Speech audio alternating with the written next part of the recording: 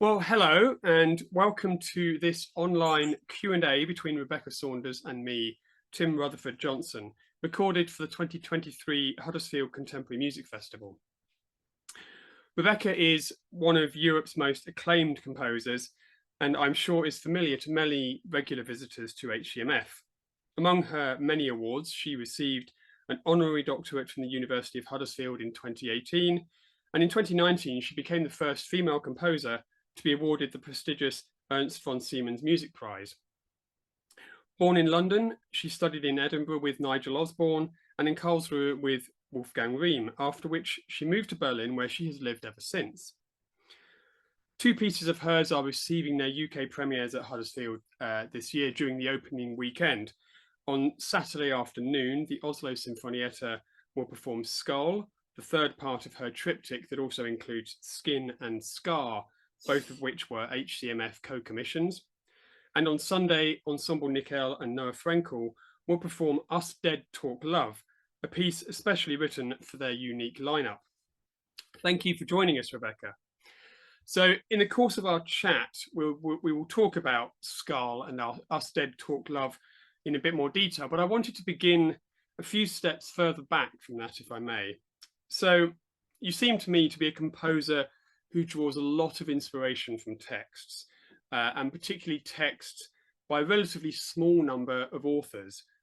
James Joyce and Ulysses in particular, and the late works of Samuel Beckett are especially important, and they crop up in a lot of your program notes and in the texts that you've set and so on. And in these two pieces, we have more texts involved, by the novelist Haruki Murakami and the video artist Ed Atkins. So I wanted to start by asking you, how do texts enter your compositional orbit? What draws you to them, or what draws them to you in the first place? That's kind of hard to answer because it feeds into it. They feed into each other in a way. And it's not like I read a book or pick up a book or browse through a bookshop looking for a source of inspiration. I love reading. Yeah. And what I found incredibly difficult is to articulate certain, for me, fast unnameable things, qualities, nuances that we all deal with, maybe more in those nightly hours than in the daytime when we're running around from one place to another. But and what I love about literature is I find it so extraordinary how some people are able to isolate and articulate those things that really preoccupy me and fascinate me, and give me a refreshing and inspirational perspective into these things. And I can't really say what those things are, which is why I write music and don't write words, and try not to give too many interviews because I end up saying that, a load of rubbish at some point. But it's fascinating to look at this almost untangible thing from many different perspectives. Many of the authors I do feel very strongly drawn towards don't label and name.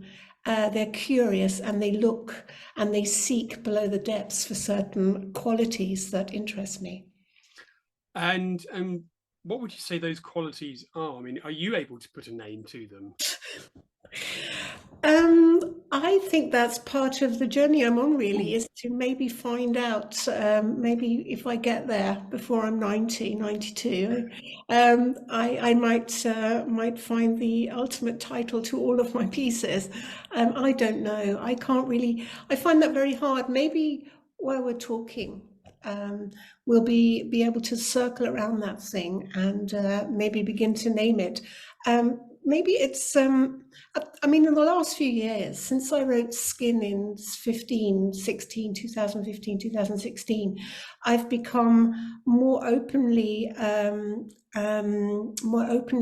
probing into our relationship to the body, to flesh, to fluidity, to transience. And many of those things those touch on, and a number of pieces that then followed Skin, including Skull and Scar, Us Dead Talk Love. These are pieces which really try and zoom in on the terrifying and the fragility, the terrifyingness and the fragility and the intimacy of transience, of death, I think. Yeah, I mean that's certainly apparent. And what we will come round to the pieces in a moment. What you talk about wanting to uncover these depths in these texts and trying to find something that you can't quite articulate, but that there is a search for something there. And something that is interesting in your work that I can't think of many composers who do this is that you return to the same texts very often over and over again. There's the group of Molly Bloom pieces from earlier in your career. There's a lot of references to a small number of texts by Beckett, for example. I think the Molly Bloom is a bit different though, but we Yeah. can talk about that afterwards, because there was this little sort of 2 or 3 pieces, 95, 96, and then I didn't touch it again until 2017. Sure. So, Certainly with Beckett, you have these returns to the same text sort of pop up in your program notes and so on. What is there a particular impulse to returning to the same inspirational source, and what are the particular challenges for that as a composer? Because obviously you don't want to retread the same ground. So are you having to resist the temptation to approach this text in a new way, or is that part of the challenge to actually kind of go back to the same ground but do something different with it? I think one of the key issues here is that I don't have the rights to Beckett. Yeah. So I'm inspired by Beckett. Yes. I love to read that stuff and to go back to, it's not that I always go back to the same thing, but to discover and unearth another fragment of text and become really very versed in all of his very nuanced, short and shocking and beautiful and fragile pieces. I think possibly not actually sitting down and setting his music enables me to have that kind of long-term relationship, like we move in with each other, and also I also think that perhaps in a way I was a little bit unfortunate discovering him so early on, because there is an essence to his writing and to his obsessions that speak to me so strongly, I couldn't possibly let it go again. And there are very few writers who I think attained the pinnacle of brevity, of skeletal writing, and getting down, boiling his language down to these few grains, and with these few words and these repetitions and extraordinary musicality to actually zoom in on something which really is absolutely fascinating. So in a way, it's got something to do with that. It'd be great if I hadn't discovered him till I was 40. So I don't set his works. I revere them, In a way, it's a bit like when I was at university in Edinburgh, I studied polyphony for 4 years, and I went back to the same pieces again and again. Or when I sit at the piano, I'll play the same Bach again and again.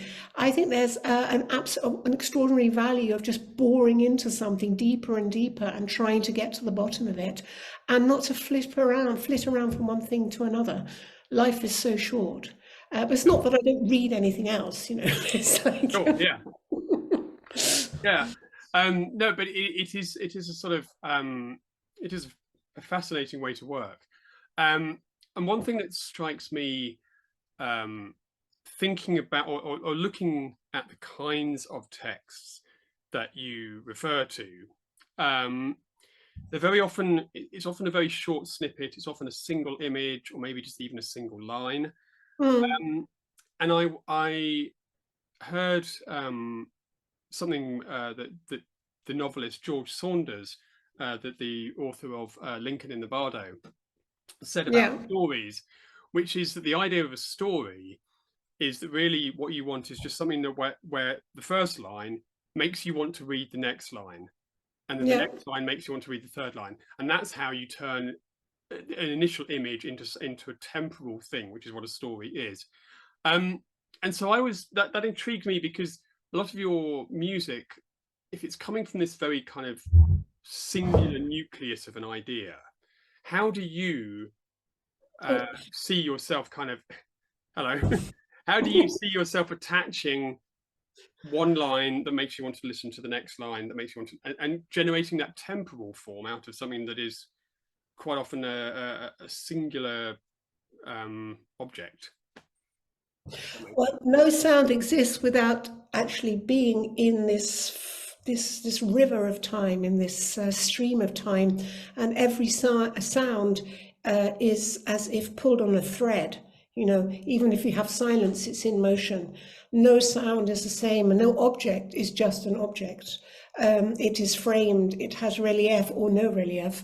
It comes before something or after something. It can be superimposed, its background, foreground, or one of several nuances or layers of things. So there isn't just a thing, there isn't just an object. There's a context within which you place a sound. That sound could be an elemental sound or a compound sound, or it could be a gesture or just a contour or just the leaning or into of something, you know. I think what I love to do is to write a sound which makes you curious, you know, to maybe when I write, I'm expressing my own curiosities, like, where is this taking me? Where does this sound go? Where could it go? And of course, a sound could go anywhere. You can do anything. But it's not that I follow the sound, I lead it too. There's a kind of symbiotic relationship in there. Yeah, and it's and of course the thing about a sound that is different from a text is that it can be, what can be the foreground of a sound can then become the background of whatever the next sound is, and the sound one contextualizes sound two, and they can, whereas a text is, because of the syntax and the grammar and so on, the relationships of things tend to be a little bit more fixed of how this thing becomes this thing, whereas this, you know, the sound world is a bit more fluid. Yeah, but I think that the principle of like kind of mutating, or what I would call timbral transition, or the mutation of sound material, you can have like palette one, so this group of sounds here, and you can have this group of sounds here. Yeah. And a wonderful challenge is to actually mutate gradually that one into the other. You can bring in an element of that first one, which is somehow acoustically connected to that, or for that second one, which is somehow acoustically connected to that first one, as a sort of as a point of reference. And then you can gradually actually, they can infiltrate each other, and then at the end you just got the second one left, and you don't quite know how it happened. And that's not a narrative form, that's not an A-B form, that's not even a process of development, that's a process of mutation, of transition between one and the other. And I think there are certain forms of literature where you can also have that, where you are gradually moving into another state without actually quite knowing how the hell they got you there. It's also very fascinating sometimes. So when you're composing music in that way, do you find that the transitions that you talk about have kind of happened out of your control, that you, in the process of actually writing the music, of exploring the material, adding these layers of sound and so on that you say, that you find yourself, hang on, I have now reached somewhere in this music that I didn't think was going to happen? Or are you maintaining quite a lot of control over that? No, that has to happen. That has to happen. Otherwise, there's not much point in doing it. Yeah. Yeah, it's an exploration. It's a process. The process of composition means I don't know where I'm going to go. I don't define that. I can sense it. I am. It's not that I am blindly, so to speak, in the most banal definition of intuitively, but I don't blindly, intuitively just follow and see where I end up. I immerse myself in my sounds, in the actual technical limits of the sound, the musical and technical potential of the sound, and think about several issues. I'm afraid I've got a cat here. It's okay. No, come down here. He wants love, and I'm afraid it's going to be. Sorry about that. Um, um, what was I saying? Yeah, in sort of intuiting the form that the sound wants to take. Yes, exactly. So, what is it? I mean, you can come in. I mean, it's a wonderful thing to talk about. What is intuition? It's one of those most badly misunderstood words. I mean, people just don't define their terms. Sometimes intuition, actually, you acquire the knowledge to be able to work with intuition, and through dedicating a lot of time to working with musicians, exploring how instruments really function, and exploring different ways of fusing material into each other, one can actually then, when you're really prepared, just set off, Yeah. and writing from the beginning to the end, pursuing the potential of those sounds, knowing, these things are going to mutate, and I've got this foreground, this background, or I've got three basic kinds of materials working with each other. That's a very exciting journey to go on. Mostly I don't really know where I'm going to end up. Yeah. Well, that, as you say, that's the nature of creativity. You're not making a table. You're putting some stuff. You've got some wood and you've got some tools, and then the thing that it wants to be is going to sort of emerge out of the practice. Yeah. Let's move on to Us Dead Talk Love in that case. And you mentioned the importance of working with musicians and experience with musicians and instruments and what they can do. So this is a piece that I know that you wrote with Noah Frankel's voice in mind. This is Us Dead Talk Love is for Noah Frankel and Ensemble Nickel, and I know that you wrote with his voice in mind. Can you say something about how that particular relationship feeds, the musical relationship works? That was really important to work with her closely. She's got an extraordinary voice up to that point. For a soloist, with soloists, I'd only worked with sopranos. I've written some choir music, not very much at all. I worked very closely with Juliet Fraser. I also wrote for Sarah Maria Son, who is extraordinary as well, and for Don Etienne, who did the premiere of Yes. But with Juliet, I worked extremely closely. Now, to write for the alto voice is a completely different experience. One of the most fascinating aspects of the alto voice is that what I discovered is when Noah speaks, it just turns into song. Yeah, there is no difference. The soprano is almost sort of like a split personality. Their speaking voice and their singing voice are completely different. They have a different timbre, they have a different range.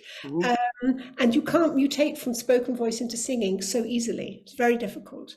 Whereas with the alto, she's just talking like that and then begins to sing, and that's absolutely gorgeous. So I had the fundamental difference in writing for the alto and the soprano had a lot to do with that.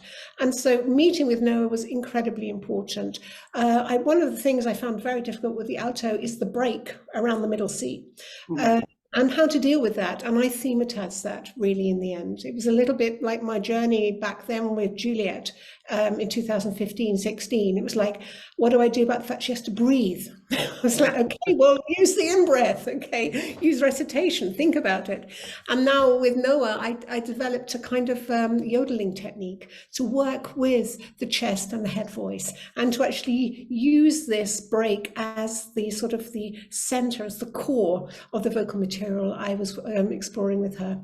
And I think very much that and she said this afterwards, which made me super happy, she really feels that the piece is written for her voice.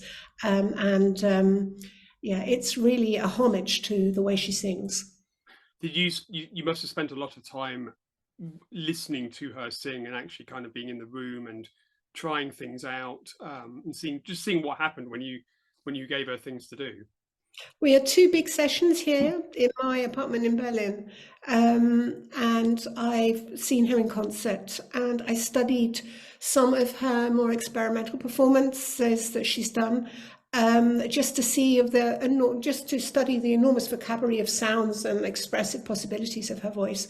But Yeah. those two key sessions here were really important. I prepared very carefully for those and studied certain aspects of her voice beforehand, and then we really experimented a lot. It was brilliant with her. And it's about rather than sort of trying to disguise the quote unquote imperfect edges of the instrument and say, no, this is what the instrument is, Yes. sort of bringing out that facticity of it, and saying, yeah, Yeah. these are its properties, and then, as you say, thematizing those. Yeah. Yeah. Absolutely. So Usted Talk Love is one of three pieces that you've composed so far that have a relationship to Ed Atkins' collection of writings, a primer for Cadaver, Scar and Wound being the other two. And I think there's also an opera for Deutsche Oper in the works. And this is a text that you've returned to now several times. How did this one come into your orbit? How did you first come across Atkins' writings? Ed Atkins and I were both asked to participate in a talk together at the Berlin Philharmonie. I was composer in residence in 2020, and he had a big installation exhibition at the Martin Gropius Museum here at the same time. So Berliner Festspiele asked us to meet, and we had like an hour and a half talk, and we didn't really want to stop. It was great. We ended up talking about skin and being inside the body and sounds, and it was lovely. And he sent me afterwards a copy of a primer for Cadavers, which I consumed rather quickly. I was very, very drawn by it. He writes with an extraordinary and intoxicating virtuosity, and his preoccupation with the body, with transience, with death, with sex, with all kinds of beautiful and shocking and intimate things and daunting things. It's almost like a baroque excess of language, and because he isn't actually a writer in the sense that his primary medium of expression is through his video art, and as a visual artist, he has an extraordinary freedom there. Yeah. So there's other two pieces that you mentioned. I actually quoted something from one of his books, one of the chapters called Air for Concrete or Usted Talk Love. But actually the pieces weren't about that, But it wasn't a source for the text. But Usted Talk Love, I then wrote to him and said, can I use, please, Usted Talk Love chapter or Air of Concrete as the basis of a piece? He says, go for it, do what you want. I'm super interested to see what happens. And in the end, I used Air for Concrete, but kept the title Usted Talk Love.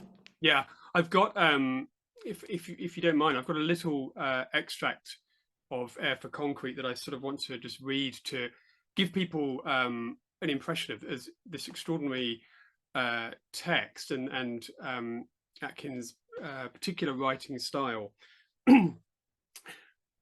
If I nurse the wound in my mouth and on my lips and with my throat, I want to make you aware of my mouth. I want to map my mouth comprehensively using the word smoke and make you, breathe it. I want to make the word lap about and plot the position of every surface in there, in my mouth. And so turned, carefully release the word, and the word fanning out into the cool evening air in the still gulf between my mouth, coagulating as it goes, thickening, so that when it arrives at your ear, it's only just. And this is, you quote this in your program note, Usted Talk Love. And you've alluded to this already, but I think an extraordinary thing about this text in the context of your work is that it is rather fleshier than Beckett, say. Yes. There's a lot more of the body in here. There's a lot more sex in here. Even pure body and pure sex. Yeah. And so I suppose, I mean, there are elements of that in Molly Bloom from earlier on in your Yeah. work. But how has the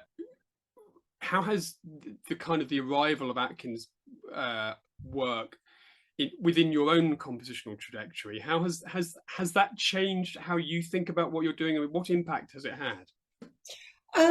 I think it opened up a completely new perspective on my fascination with the body, with the surface of the skin. I wrote a piece called "The Mouth" for Juliet Fraser, which had nothing to do with anybody. Obviously, one immediately thinks of Beckett, but that was using a lot of recordings inside the mouth. I was fascinated with the idea of writing a piece where the audience actually is inside Juliet's mouth, in the same way that Molly Bloom's monologue is at the end of Yes, that the audience realizes they are inside Molly Bloom's head. I like the idea of a listener being inside the sound, inside the body of the sound. I think the timing was just right. I immersed myself in these texts for quite a long time. And you get to a certain point in life, I think, where you just think, there's a lot of control in my music and a lot of precision, but I am very, very keen at present to investigate how passionate can it get, how explosive can I allow it to be, and what lies beneath that, you know? Yeah. I think I've just got to a certain age where you don't really care anymore about that kind of thing, and that's wonderful. Yeah. The joys of being over 50. It's there is a great freedom that seems to come out of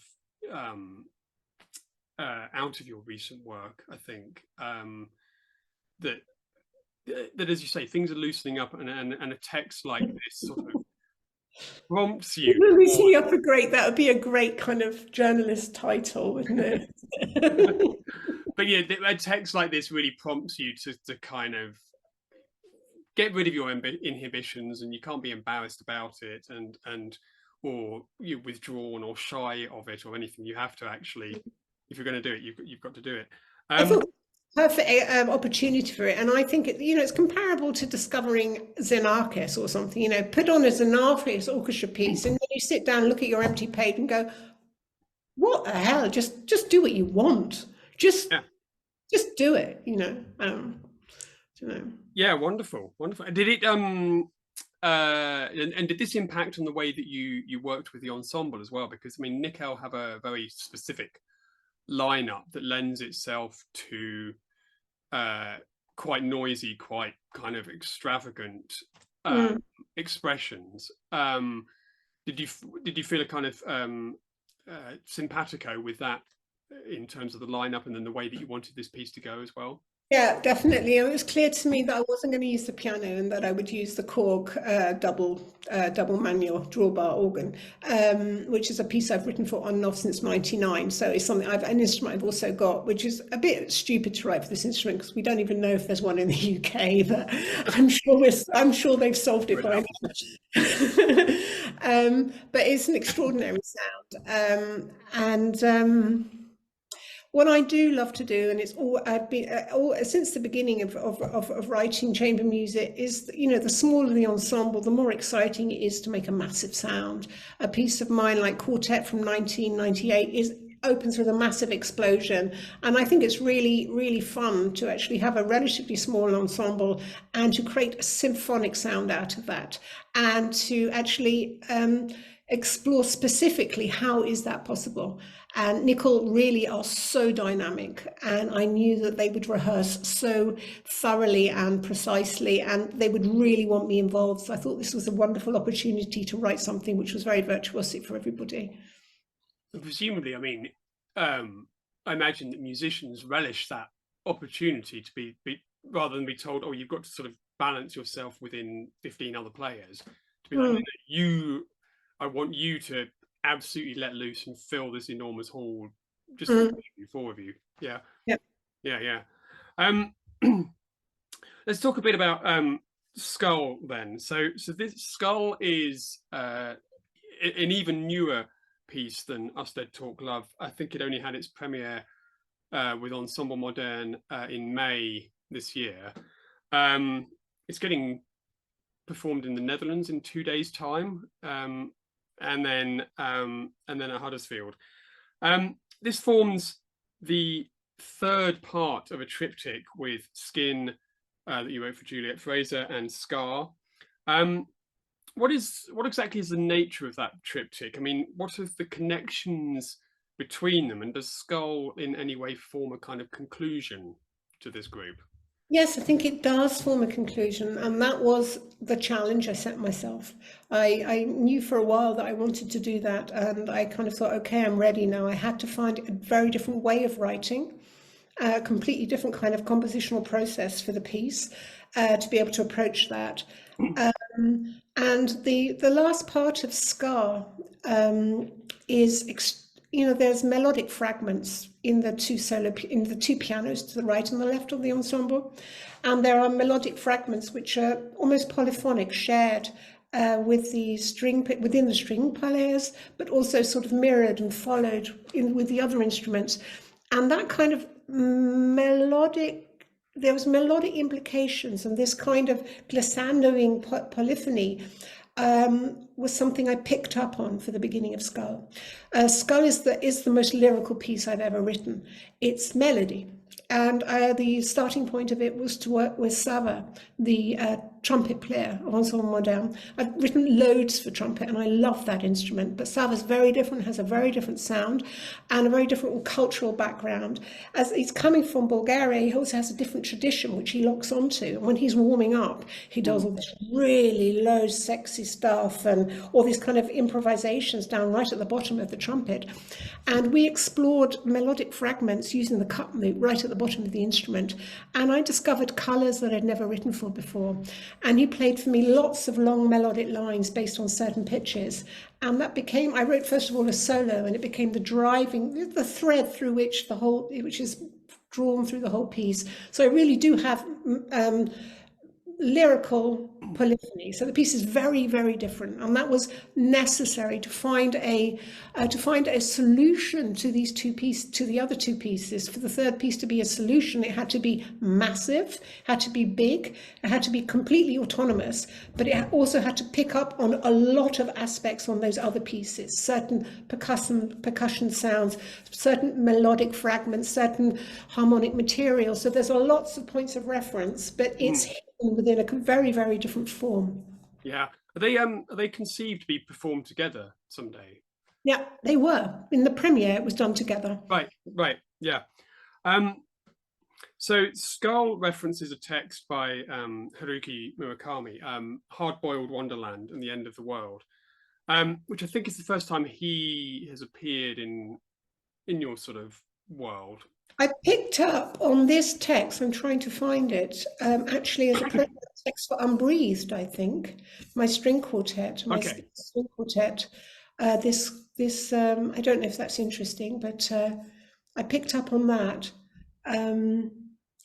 back then. That was 2017. But I'm not a great. I'm not. It's not that Murakami. He's not an author who I live and breathe by. But this is a particular book which is extremely fascinating, and there's a certain aspect of it that really gripped me.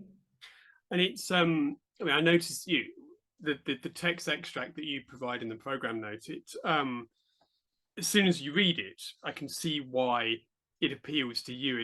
It kind of contains a lot of evocative images to do with smoke and dust and chambers and silence and voids in the body and all these things that we've been sort of touching on that are recurring things in all your work, really. These, like I say, these are images that recur all over the place, and it's easy to imagine them having utility as kind of abstract formalist things, as a texture or a gesture, but presumably they mean more to you than that. Yes. And if so, what is there an expressionist or emotional content that you're driving at by returning to these kinds of images?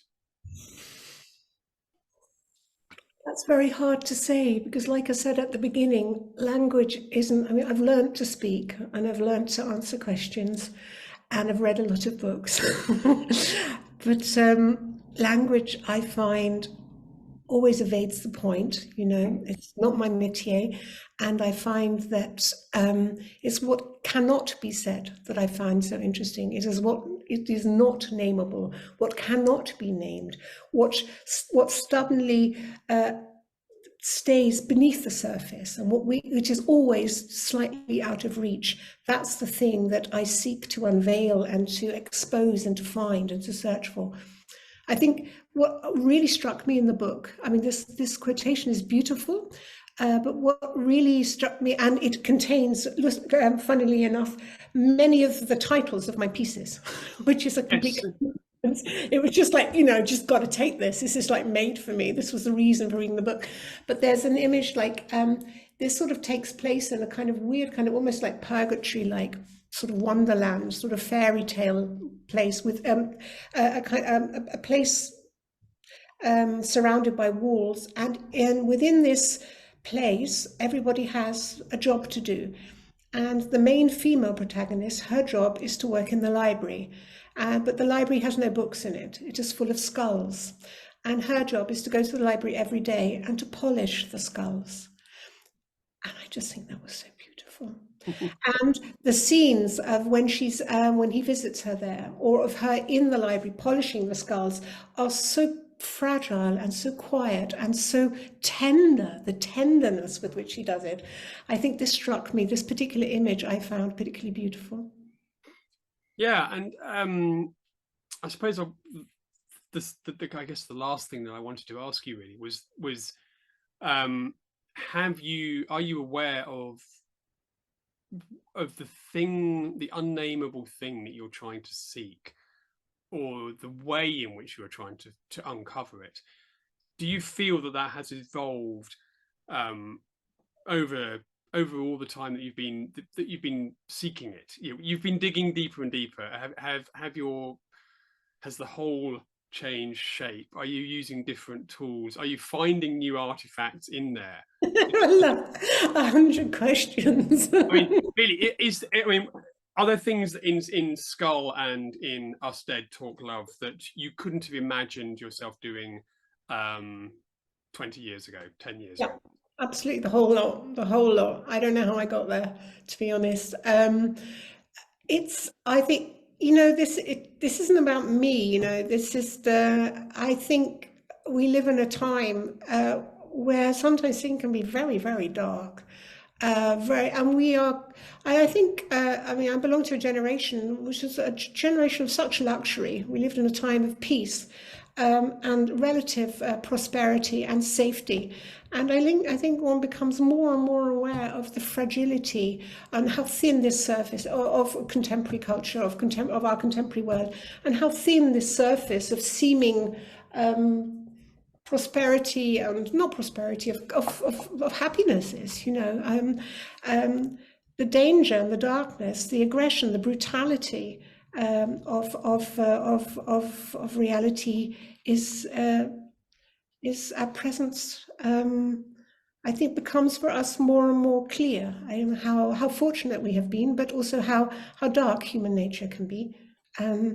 Maybe that's something I'm approaching. I don't know. I think that's something what I'm trying to say is there's something we are all occupied with at present, And in everyday life, there isn't that space to challenge these issues. We're rushing around from A to B, doing this and that, and you don't want to be thinking about these things. But art gives us a place to actually deal with themes as subjects, issues, which can be terrifying, and lets those things breathe, and I think that's very important.